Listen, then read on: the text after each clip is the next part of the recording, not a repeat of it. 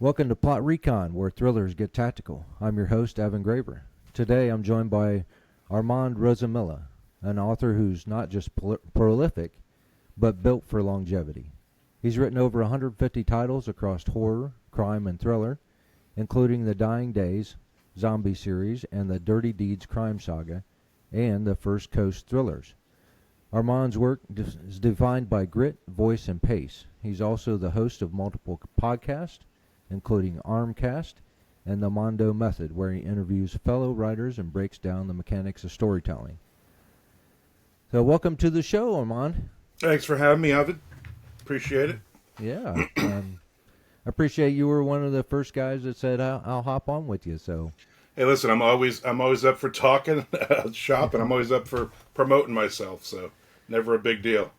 Yeah, when I first started talking about this podcast, my mentor was like, "How do you know people? How are you going to get people to sign up and talk to you?" And I said, "Hey, man, I want to talk to writers, and writers are like the biggest publicity hounds that we've got going. Exactly. So we got to promote our work, right?" 100%. I actually don't. I'm not doing podcasts anymore. I stopped because it just took up so much of my time. It took up a lot of my writing time. But when I was doing Armcast podcast, I got to 400 episodes, and the Mondo Method podcast, which I was doing with a co-host, to 333 episodes. And I don't know how many times I would interview somebody, like today I'll interview you, and then by Friday, you'll automatically go back in. I had like a little queue to book another one, and they would book another one for like 2 weeks from now. And I would always have to send a message, be like, I just had you on. The episode won't drop for like 2 or 3 weeks, but you're immediately, I want to be like right back on. And I got that with about a dozen different authors. I finally had to say to them, I get it. I'm the same way. I want to promote and promote and promote, but I don't want you on my show like 15 times. I don't want you to be the mayor of my podcast. Yeah, it's tough to find. I guess line up a lot of good people along the way, and we always want to talk. So, Yeah. Yeah. So let's dig right into writing, since that's what you're focused on now. So, you've got a pretty big following in the indie world. You've been doing this for a long time, and so we're going to kick it off with what's your best advice to new writers who want to get into self-publishing? Do your research. Know all the good things and all the bad things that come along with this. There's a lot. Be realistic. There's more bad than good, to be honest. I mean, just from the time I got in your queue 5 minutes before, I think I got like 6 spam messages to do a book trailer. Yeah. And it's just constant. It's just all day, every day. I guess people out there think that us writers are rich and famous, and they're trying to take some of that money from us. So you got to do your research. The other thing I always tell writers is read. Read not just in your genre, but adjacent genres, other genres, because you're going to learn something. If you're a thriller author and somebody says, hey, here's a Colleen Hoover book, read it. Because you might not like the book necessarily, but you're going to learn structure. You're going to learn from an author, right or wrong, is making a crap ton of money more than you are, and you just learn stuff like that. I love reading. I read mostly nonfiction books because I get ideas from them. You get ideas from you get historical perspective on stuff. So if I'm coming up with, hey, I need to write a story about Prohibition, I'm like, well, I just read 4 books in the last couple of years about Prohibition. I've got ideas in my head. So you're always learning. It's the write what you know was the cliche, but it's true. But it's not write what you know like, oh, I can only write about specifically in my little world. It's I know all these things from being in this business for 30 years. I've learned so much, not about just about the writing, but about the world and about people and all that. So it's it's a lot of work. It is a ton of work, and it's I find it's almost more work than on the back end.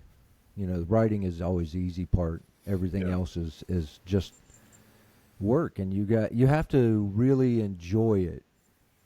Yeah. Um, I mean, it's not all fun and games because there's a lot of work that goes into it, and it's a lot of learning new stuff, skills, and especially if you're building a website or learning how to advertise. So it's new skills on top of the writing. Not just developing the writing.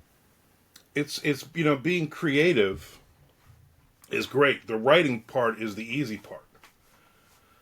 Just I could sit here until my fingers cramp, and I could just write and write and write all kinds of stuff. But then there's the reality. Like as we're recording this today, Down and Dirty Book 5 came out. So now I know I have a day ahead of me of probably not a lot of writing.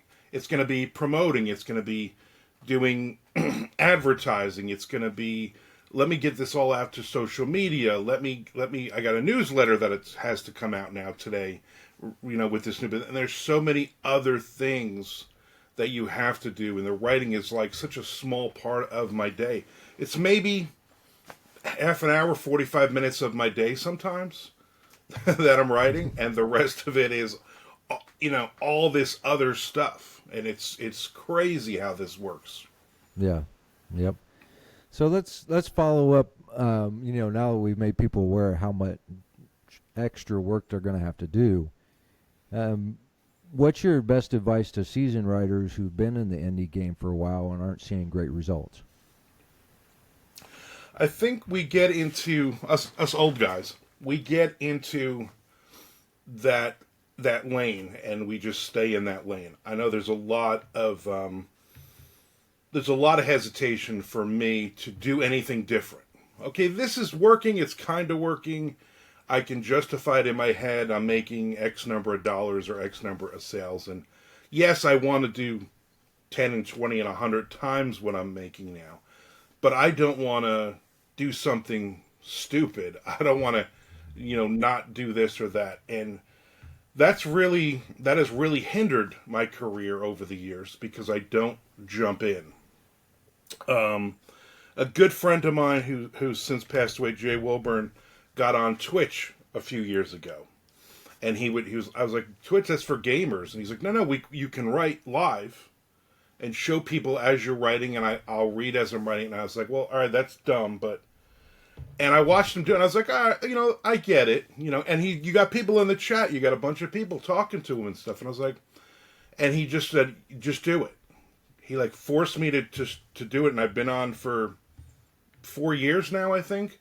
Every Monday, Wednesday, and Friday at 1 p.m. Eastern Standard Time, I'm writing live on Twitch. And there's a dozen people in the chat, and there's new people coming in, and I'm selling books that way. And I'm also, it gives me like, I know at those times I have to sit down and write, no matter what else is going on. At those times I have to sit down and write, and I might be writing a short story, I might be writing a novel, it doesn't matter. I'm in there for that hour, and I'm writing. And that was one of the best things that I've ever done. But I had to be pushed into it because I was in my lane and just, stay here. And you're going to make X number of dollars if you just stay right here. And if you're happy with that, if this is like, this is just, this is fun. This is a hobby, but for me, this is 13 years of being a full-time writer now, able to pay my bills on writing. So on one hand, it's scary to to jump into something else, but then on the other hand, it's scary to watch, everything slowly fade away because you're stuck in that rut. So when you're writing on Twitch, do you find that people making comments distract you, or people's comments might affect how you're writing or what you're writing or how you write it? No, because I got used. In the beginning, it was very tough. So when I write, a lot of times I'll have music on. I'll like just be blasting stuff, and so not having the music bothered me more than people being in the chat and come, because I'll be sitting here writing, and I'll glance over to the other monitor and I'll see that somebody has made a comment, And I'm a weird writer. I don't write. I can't sit here for an hour straight and just write. The Mondo Method podcast was because I said a thing. The Mondo Method. I talked to Jonathan Maybury one time, and he said he writes for the first 45 minutes of the hour, and then the last 15 minutes he does emails. He goes gets a cup of coffee, whatever. He does other stuff, and then at the top of the hour he jumps back. Well, I found for me, if I did the first 15 minutes of writing, and I can get about 600 words in or so, and I just did that on the top of every hour, after 5 hours, I'm doing like 3,000 words, and I'm still able to do all the distracting stuff for those other 45 minutes. So with Twitch, it's kind of the same thing. I'll jump in and I start writing and say, hey, Frank's here, hey, Tom's here, whatever, in the chat, and then they like to... People in there love to bring up random. I mean, we'll talk about 80s hair metal bands. We'll talk about what I had for dinner. What we're doing. What is everybody doing this weekend? I mean, it's just so random. And for me, it's the social aspect. Because I'm home all day. There's weeks where I haven't left the house in 5 and 6 and 7 days. So for me, it's better too, because I get to talk to writers, and then every now and then a new writer will pop in that finds the feed, and they'll ask questions, and then not only am I answering, but other writers in the feed are answering those questions and stuff. So it's really a lot of fun for me, because it's not, there's days where I'm like, I don't want to write, so I'm going to just knock off 500-600 words real quick, and then I'm just going to talk for the other 45 minutes. And then every now and then I'm looking at my screen and I'm like, oh, this is the next line. Oh, this is the next. And it works that way. I'm used to sitting in, for years I sat in a Kokomo's cafe. I sat in the corner in a very busy cafe and I wrote while people were coming and going, and sometimes people were talking to me and stuff. So it's not really the distraction. The distraction is when I'm sitting here without music on, and the cats are sleeping, and the dog is sleeping, and it's just like silent. And I'm like, no, I gotta put some music on, or somebody better make a noise. Yeah, that's a. I don't know. I find music distracting when I write, but I like the silence. So, but I think we all process it in a different way. Yeah. So when you're writing, what do you feel makes a story Armand? When readers come to you, regardless of what genre you're writing, how do you make it your own personal story that readers will identify that you're the author? I think it takes a long time for us to find our voice, right? I started out, I was 12 years old reading Dean Koontz books. And then my teen years, I'm writing all these awful, awful Dean Koontz ripoff books, trying to use some of the big words that Dean used and stuff. And you get to that point where eventually I said to myself, I'm a pulp writer. I don't need the giant, big, fancy words. I don't need, all this stuff. I just want to write a good story. I just want to write a story like you would find in Weird Tales or something like that. And I mostly wrote horror stuff in my teen years, into my 20s, into my 30s. So when I started doing the crime thriller stuff, it was very hard for me to think, well, I can be a crime thriller author, because I didn't think I had the skills or the chops to do that. And I realized, well, wait a minute, it's the same story. This horror idea is a serial killer, but if I just change the way you look at it, we're going to do from the FBI point of view, instead of, hey, I'm going to write a story about a serial killer who goes around killing people. Now I'm going to write a story kind of the other way, looking the other way, and then just like in my mind, it was those little tweaks. And the first time I wrote a series called Flagler Beach Fiction, it was like, I call it beach reads. It's like literary fiction, all different types of stories and stuff. And I was very worried when I put the first book out, because it was so different from everything else I had released up to that point. And a great reader of mine, Lucille, wrote, and she said, I love this. I said, okay. I was very worried because it's not in genre. It's not horror. It's not crime thriller. And she says, no, no, it's your voice. This is what I love about this because I can tell it's yours. And that really, really energized me to go, you know what, I can write nonfiction. I can write supernatural. I ghost wrote a military romance a few years ago. I can do all these different things because it's more about the character. It's, the characters you're creating. It's more about that plot. It's more about stuff that I stay true to as a writer. Okay, so you're crossing genres, and you're.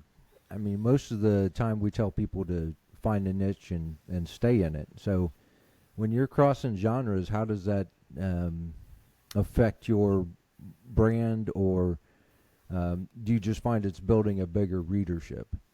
Oh no, it totally screws up my brand. It to be honest with you, I went to a convention, a writers' convention in Tampa about 3-4 years ago, and one of the things was your brand. We're talking about, and at that point, I didn't want to be a horror author. I didn't want to be the zombie guy. I didn't want that anymore. Because while I made good money doing it, decent money, I'm making like 10 times the amount writing crime thrillers.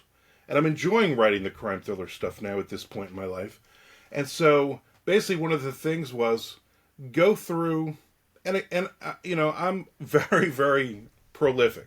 So I have including anthologies and short stories and novellas and novels. I got almost 200 releases on Amazon. My backlist is huge. And basically they said, print out your backlist and take the top third and draw a line. And everything else is garbage. Everything else is, are you actually making money on all that stuff? And I found that I wasn't. I found that there was books that have been out 10, 15 years, and they were just sitting there, and it was confusing to a new reader who comes in and finds and goes, oh, Dirty Deeds, I'm going to read this 12-book crime thriller series. Well, what do I read next? I don't know, because there's so much stuff here and it's just so all over the place. So I literally put about 70 books out of print. I just cut all of them, and I wasn't really making money on them anymore anyway. And for me, that was like that moment where I was like, you know what, I always say on the Mondo Method podcast, I've done everything wrong in this business you can do to try to figure out the right way. Do it the hard way. And that was one of the things I wish I had stayed in my lane right from the beginning and said, you know what, I'm going to be a horror author or I'm going to be a crime thriller author, but I'm not going to do all this other stuff. While initially some of that stuff, the nonfiction books they still do well, but it's not really on brand. It's not stuff that I'm actively promoting, because there are like Lucille, there are readers who want to read everything you put out, but there's a lot more readers that go, I only like crime thrillers, I only like zombies, I only like supernatural, whatever. And it's it's having 4 or 5 different genres that I'm trying to build a base in, and it's tough. It would have been so much easier to just go, this is what I want to do, and I'm going to stick with this. Yeah, I decided from the jump that I was going to stick with thrillers, because that I enjoy thrillers. I like reading thrillers. I like watch thriller movies. Right. So, and horror has never fascinated me. But it's a huge genre, right? I'm going to say this and I'm going to annoy some people. It is a rabid fan base for reading horror, but it is a very small fan base. Okay. Everybody watches horror movies. I don't, but everybody watches horror movies. But not everybody is reading horror books. And I literally, when I started into the crime thriller stuff, it was literally 10 times the amount of sales I was getting than doing the horror stuff. And I was just starting out in thrillers. That was like 2015, when 2016 the first Dirty Deeds book came out. So it was eye opening that more people are reading this. I mean, except for romance, thriller is a top genre, and horror is way towards the bottom.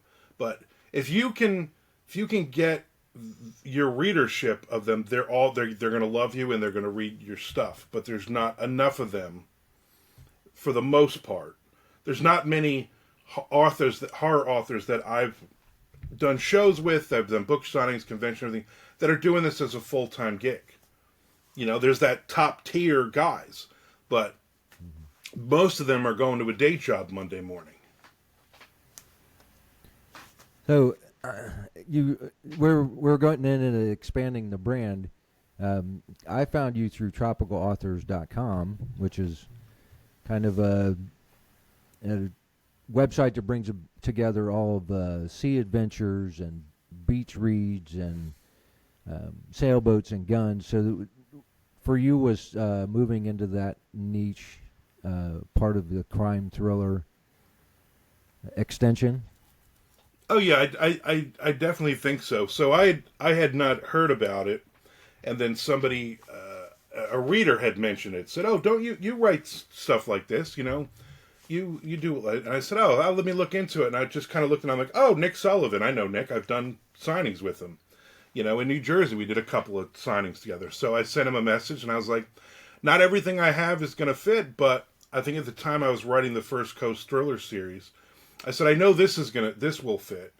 And we just became, talking back and forth. And so there's a convention that we go to every year in Tampa called NINC.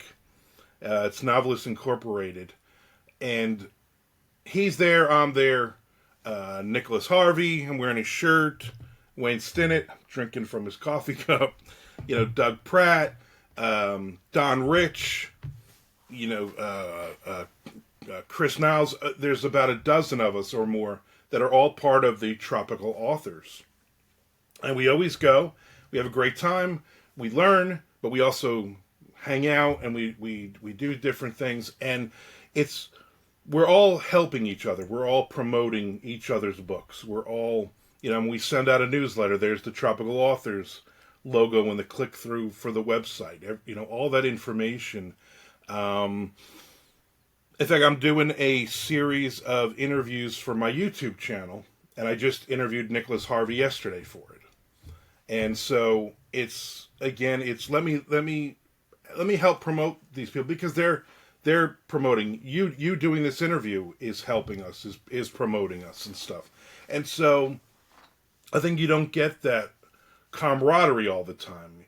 You get some authors who are like, "Oh, you're the enemy," which is ridiculous, because a reader isn't going to go, "I'm only going to read one book this year, so I'm going to read Evans and I'm not going to read Armand's." It doesn't happen. People are like, "I'm going to read both of your books, and I'm going to read dozens of each of your books if I like your books." But how do they find our books? By doing stuff like this, by helping one another out, by interviewing, by promoting. When you see, hey, somebody's got a new release, okay, I'm going to share that on Facebook or Twitter or wherever. So I think it's great. It's probably one of the best groups of people that I've ever been able to promote and hang out with and meet a lot in person. And again, we're at all different levels, which is also neat, because there are people that are making a ton of money, six figures easily, mid six figures, a couple of people in our group. And then there's other ones that are just basically coming in and they're like, "Hey, this is my first thriller book, and hey, come on in and let us all help you out and stuff." So I think it's great. If you're into thriller books as a reader, check out tropicalauthors.com, because there are about 50 of us now, and there's some really, really solid books in there. There are, and it's a great community, because we have some pretty good mentors in there who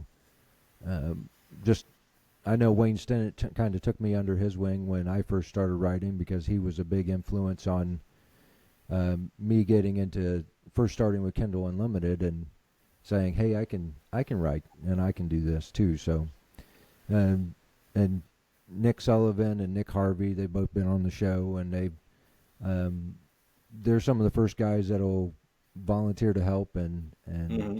give you advice, and it's just a great community to be a part of, and so it's fascinating to see, all of us promote each other's work, and Nick Sullivan, who started Tropical Authors, that was his biggest thing. He just wanted to promote other people's work Yeah. and put, and kind of build a database of all of our work so people could find it easily. Yeah. And we're all writing slightly different things. I mean, it's under the umbrella of tropical authors, but, a lot of them are like scuba divers. Nick's a scuba diver. Nick Harvey's a scuba diver. Doug Pratt is a scuba diver. So there's a lot of that in their books. Whereas I had a couple of scenes in one of my books, and I immediately contacted both Nicks, and I said, "Hey, realistically, what do I do here? Yeah. Like how long can this person survive, underwater while a boat's blowing up, kind of thing, And they were both great. They both gave me some real good information. And then Nick Harvey travels all over the world, him and his wife. So I'll say, hey, give me kind of a feel for this place, because you can look on Google Earth and you could walk down every street, but you don't really get the feel for that place. Yeah. And especially if it's like a kind of a one-off, hey, I just need a restaurant. These people are going to meet at this restaurant, and that's really all I'm doing here when they're in, like, say, Cayman Islands or wherever. And then I'll just go to one of these guys, and they're always super generous with their time.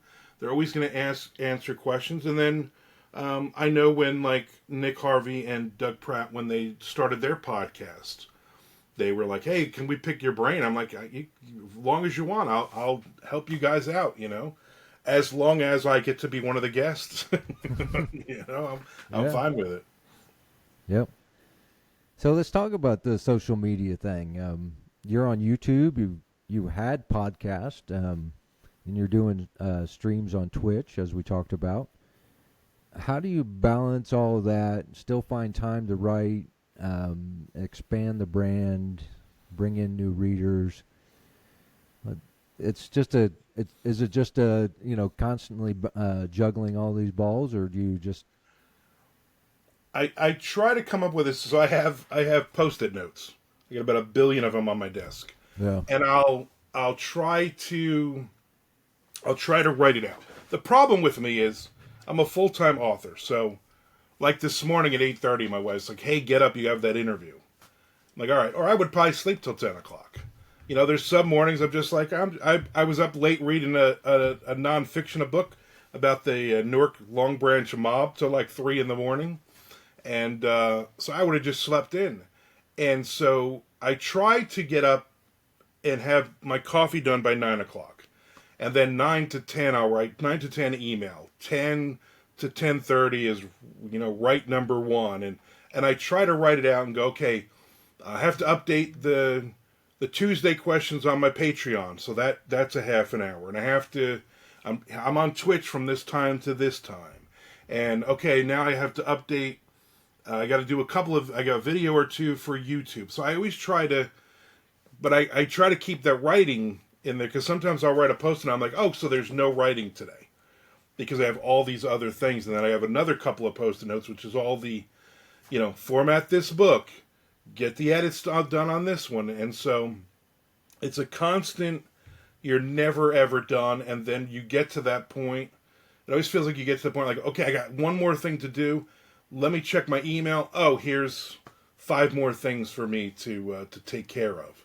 And so it never ends, which I guess is good, because I remember in the beginning that nobody wanted to talk to me. Nobody was interested in all this stuff. So as much as I hate the constant spam I get, I'm also like, well, you know what? I'm at that level. I guess I can justify. I'm at that level. When people are like, oh, all my books are being pirated. All right, well, they're not pirating everybody's books, so you can't do anything about it. Yeah. You have to laugh it off. But then you also go, well, I've reached a level where my books are getting pirated now. So I guess that's something for the ego. Yeah, it's I don't want to say it's nice, but there's always going to be somebody out there who's going to pirate your book Yeah. and put it up for sale somewhere, and most of the time they're spamming somebody, and you really hope that the reader who tried to buy that book doesn't think badly of you. Oh. No. That's not But, really a reader anyway. That's somebody who just wants a bunch of free stuff. That's true. That's true. You know, and you also hope then that they're not really getting a book; they're just getting a virus, and their computer's getting wiped out. we don't want to wish ill on anybody, but you know, if you're on that site, that's probably going to happen. Yeah. So after interviewing all these authors, and has it changed your writing? Has it changed what you do? I think reading a lot of other authors, you know, really changes the way, maybe not the way I write, but the way I think about my writing. There are certain authors where I will read their book and I know, oh great, the new Jordan Harper book is coming out, the new S.A. Cosby book is coming out, and I know well, I'm going to read this book and I'm going to love it and I'm going to hate myself, because then I'm like, okay, here is where I'm a fraud and I'm an awful writer, because these guys are just, you know, it's so effortless. And I know it's not, but it's that you get to that point where you're like, I'm never going to be able to write a book like this. I just read The Saint of the Narrow Street by William Boyle. Phenomenal thriller. He grew up in Brooklyn. It's about Brooklyn crime thriller, and it was just, I mean, I read it in like 2 nights. It was just, and it's a thick book. It's phenomenal. And I couldn't write for the next couple of days because I'm like, I can't, you know, imposter syndrome is just now kicking my ass over this because it's such a well-written book. And then you, as a writer, you step back and you go, well, he didn't sit down and write this book in one shot. This isn't first draft. This is several drafts of this book. This is beta readers. This is editors. This is, you know, all these other things that come together to make this story.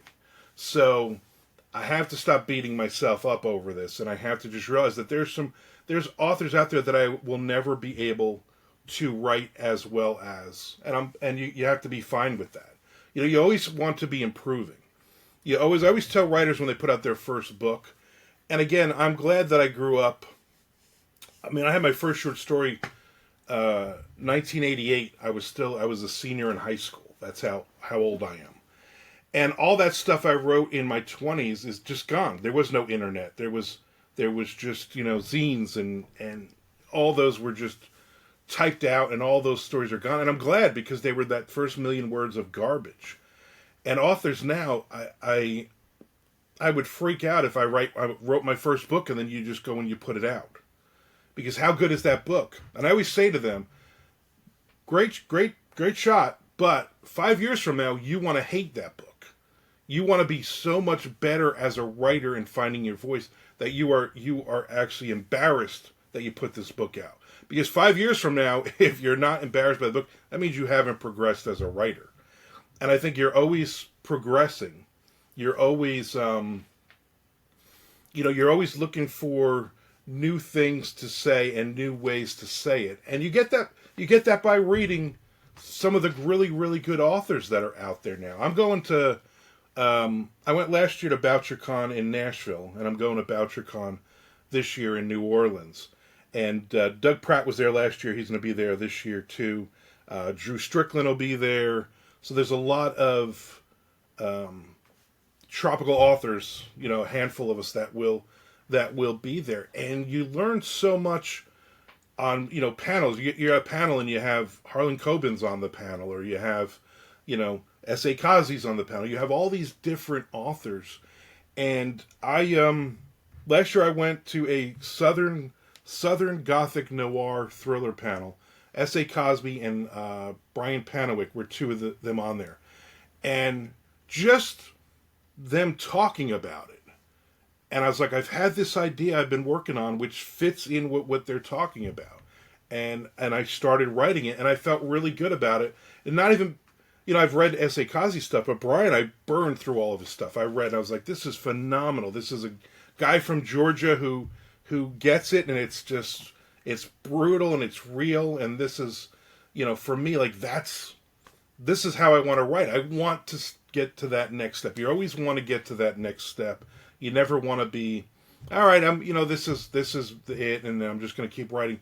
I'm going to write this book for the next 20 years, and I'm going to write 100 different versions of this book, and then you're happy with that. I think that would be boring. Yeah, the imposter syndrome is real because I still suffer from it too, and there's some days where it's just like so crippling you don't want to write. Yeah. And I know that my first book that I published, Dark Water. I recently went back and read it, and I was like, wow, this is. So, do you ever go back and make changes to some of those books and try to update them? There was a time where I wanted to do that. I wanted to start over, and let's because my Dying Days, the zombie series, is a 9-book series, the main series, and I think that first book is awful.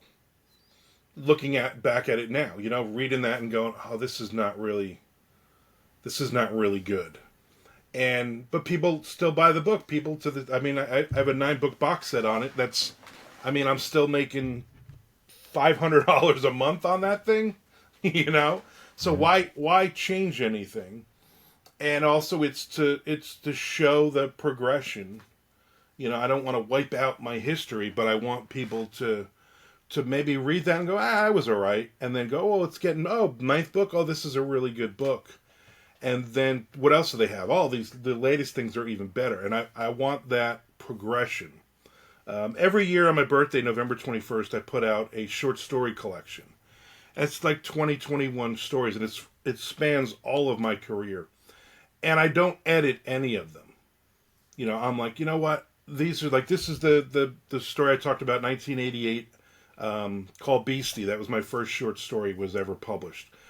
And it's god awful. It's just a bad, really dumb, cliche little story. But I'm not going to edit it. That's the story. And I basically say in the little introduction to the story, it is what it is. And there's a lot of stuff that is from like the 90s and early 2000s that are in there that I think are bad stories. I think the idea was good. I probably could cannibalize that story and rewrite it and make it a much better story. But it is what it is, and it kind of shows the progression of me as an author. And I want the stuff I wrote today. I want, Down and Dirty 5 came out. I want 5 years from now to go, man, that was an awful book. Because this new thing I'm writing is so much better, and that's you always want to get better. So with that mindset of thinking, this book is awful, how do you advertise to readers and expect them to, if you think it's awful, how do you think the readers, because I kind of fall into that mindset too. I'm like, are these books really that great, or, because I think that deeper into the progression, into the catalog, it's better, but then you're trying to push the advertising to these books, and it can be kind of crippling if you really overthink it, right? Yeah. You don't let the readers know that, hey, 5 years ago I wrote this book and I hate it now. Yeah. you hope readers aren't going to watch this interview. You're basically, you hope they come to the conclusion of, hey, I like this. I like this book you wrote 5 years ago, but I love this book that you wrote now, and I'm looking forward to the next book and the next book. Because I think if you ever get happy and complacent with what you're doing, I think that's a bad thing. I try not to overthink it. I just sit down, and I'm a total pantser, so it's just like, here's an idea, and I'm going to write. And after doing this 30-something years, I can come up with an idea and go, okay, that's a 1,500 word short story, or that's a 6-book series, and kind of play that. And there's a structure, there's that 3-act structure, but there's also that my own structure. If I can get 1,300 word chapter, I get to chapter halfway through chapter, like page 3 of a chapter, and I'm doing 50 chapters, and it comes out to 63,000 words is my throw, and it's in my mind I can see it, and I do it, and I'm co-writing books. I've written. I'm on a third trilogy I'm writing with Tom Duffy now, and he when we first started writing, he was like, "Well, we're both pantsers." I said, "Listen, I just follow along. I'm gonna explain." I'm like, "Okay, we're at we that's just we finished Act 1. Now we got to something's got to happen to start." And I kind of explained it to him that way, and he was like, I didn't even realize that." And it's like, okay, we know we're to the point where like, okay, we're writing the second book of a third trilogy now, and it's like, okay, we're on chapter 42, so we know we're going 50. We know we're in the third act. We know these things have to be taken care of in this story without having to talk about it and go, okay, well, this person does this, and just write. Just write, and let's get to that last chapter. And we know who does the last chapter and wraps up that story. And sometimes it gets boring because that my mind works that way. But then at other times I'm like, well, good, because then I can finish this thing and move to the next story. Because these aren't my babies. The characters aren't speaking to me from, the ether and telling me their story. It's just, I'm just sitting down and making shit up and trying to get to the next story. So if you're slapping stuff against the wall, is it tough to reach out to new readers? Just when pushing out new content, what are you doing to advertise your books, and where do you see things going in the future? So I'll do Amazon ads. I'll do Facebook ads. Very hit or miss. There are months you're just throwing $1,000 against the wall, and then there's other months where you throw $1,000 and 3,000 comes back. It's very tough. I try to do a lot of social media, just posts, Blue Sky and Threads and Facebook and Twitter and all that, and just I keep the books out there. I'm keeping the ads out there, but I'm also talking to people. You're a writer on there and you have a new book out. I'm going to go in and I'm going to say, hey, good job, congratulations, whatever. I like more word of mouth on it. If you're buy my book, everybody is going to ignore you. And there's a couple of groups on Facebook. I'm in like Books of Horror, and somebody will post and say, hey, I'm looking for a book about, whatever, Frankenstein. And there's always those 3 or 4 same people. Well, my book is kind of like Frankenstein, and here's a link to your book. And that's such a turnoff for readers. I know for me as a reader, I'm like, I'll never buy your book. Now I might say to one of my buddies, hey, somebody's looking for a Frankenstein book, and I have and they'll go on and go, oh, Armand Rosamilia has this book, and I'm like, all right, and I return the favor for them. But I'm never going to go out there and self-promote stuff like that. But I will talk to people. I will get on there and do that. Building up the YouTube channel is fun for me because I get a lot of people asking questions and stuff. And so I love to do that. I love to go on there and find other authors that are doing book reviews and doing, different things, and I love to talk with them. I love to say, hey, great video. I 100% agree on your take on this, or whatever. And it's genuine. It's not like, well, let me just say something because I want my name up here. I'm watching a ton of YouTube videos and I'm finding that one. I'm like, oh, you know what? That was a great series, or that, oh my God, that he is such a great author and he's a great person. I got to meet him in person or whatever. And it's that interaction with readers. I think you sell more books by not saying buy my book. You sell more books by just being genuine, by being yourself. You find it being genuine across social media is better than advertising, or is it a combination? I I hate advertising. Most of us do. I don't get it. I follow all the several people who swear by it. Um, and every now and then I'll be dumb and I'll just turn it all off. I just pause all my ads and I'm like, you know what? I'm just going to let this run for 3 months on word of mouth. And sometimes those are really good months. Sometimes those are months where like, oh, if I make $100 this month, I'm gonna be amazed, you know. But then there's other months where I'm making, you know, $10,000 in the month and I haven't done anything. There's no sales. There's nothing. Um, I'm still a huge fan of BookBub. Anytime I take my Dying Days box set, which is 9 books, it's $9.99.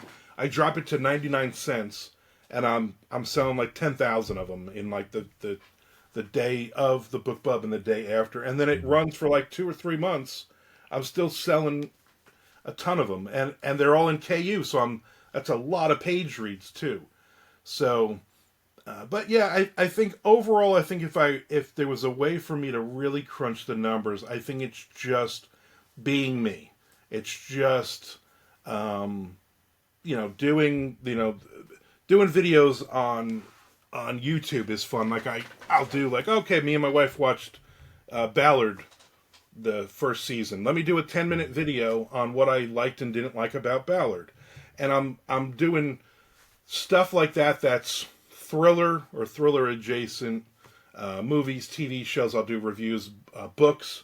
I'll do anything I'm reading. I'll do a review on, and then I start doing interviews. And every morning I do my coffee of the day, which is a different flavored coffee. I've been doing that for, I don't know, almost a year now, and so I'll buy boxes of random 30 different coffees or whatever, and every day I'll sit out back and I'll do another coffee video. And I get a lot of interaction with that, and that's not, people are doing it because I'm drinking coffee, and you can relate to drinking coffee, and not necessarily like, oh, I'm gonna buy this guy's book. Maybe maybe it happens. Maybe they know I'm a writer. Maybe they're just there for the coffee videos. I don't know.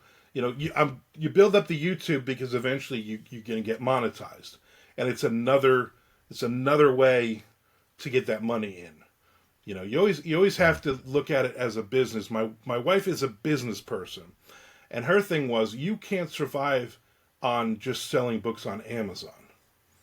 You need to survive on book signings, on ads, on this, on that, on all these other things, all these nickels and dimes that are coming in, selling short stories. Where I'm like, hey, I just made $5. I just sold a flash fiction piece that took me 8 minutes to write, and they loved it. And here's $5. You know what? $5 goes and throws in with all the rest of the money. And then you're getting like, oh, here's a $250 short story. I just, okay. And it all adds up. And at the end of the year, I'm always amazed that I've made X number of dollars, and I've usually made more than the year before, and I'm able to live off of this money. That's awesome. I think that's the dream for every author who starts out, right? Yeah. To make it a full-time go. So do you find that being in KU is an advantage for you, or have you considered going wide? I think I have like 3 or 4 books maybe that are wide, but they're older books, and I really don't. I mean, literally, I just got the notice this morning from I won't say the company, but I made like 31 cents is going to be my payment. So as much as I would love, you always go, oh, the evil empire of Amazon, man, they're paying our bills. Yeah. I mean, you can complain about them all you want, but that's where you're selling books. I love KU as a reader. I'm a huge fan. I love finding it. I love finding a series. I'm a big fan of a series, thriller series, and all 8 of their books are in KU. I'm going to read all 8 of their books. And I think, it really helps. I would not, like, Wayne Stinnett is really good at putting books up for 90 days, and then he goes wide with it, he goes back, and I'm like, that's just a lot of work. I'm too lazy for all that. I just want to sit down and write. I don't want to go back and forth. And hey, listen, Wayne's doing a phenomenal job of all of it, and that's his mindset. But it's not. I don't think it's ever going to be mine where I'm going to try to do all those types of things. A great writer, Dan Padavona, who wrote horror for many, many years, and I've known Dan for many, many years. We would do book signings together and things. And then one day a few years ago, he's like, you know what? I don't want to write. I don't want to write horror anymore. I want to write crime thrillers. This is the stuff. This is the stuff I grew up. Silence of the Lambs is one of my favorite movies. Why am I not writing that? And he's built a huge career. I mean, huge, with just tweaking that serial killer premise the other way. And I mean, he's got like 4 or 5 different series, and he's got this whole Dan Padavona factory system of he was doing every 40 days, he had a new book out, and I mean, it was insane. And he got to retire 3 years early from his day job because he was making more money writing books and stuff. And for me, that's proof that you can do it and you can get to that level. And KU is a huge thing for him. KU is a lot of his money. It's about 70 to 75% of my money on Amazon every month. So why would I chance losing hundreds or thousands of dollars taking a shot that maybe somebody on Kobo or Google Play is gonna, hundreds of people are gonna suddenly read my book over there. Yeah, it's I'm wide, and it's a struggle to, drive traffic to all those platforms. People have their own favorite reading, whether it be a Nook or a Kindle or whatever app that they're using to read. People Right. have a favorite one, and but it is a challenge to find readership across all that and to advertise to all those people.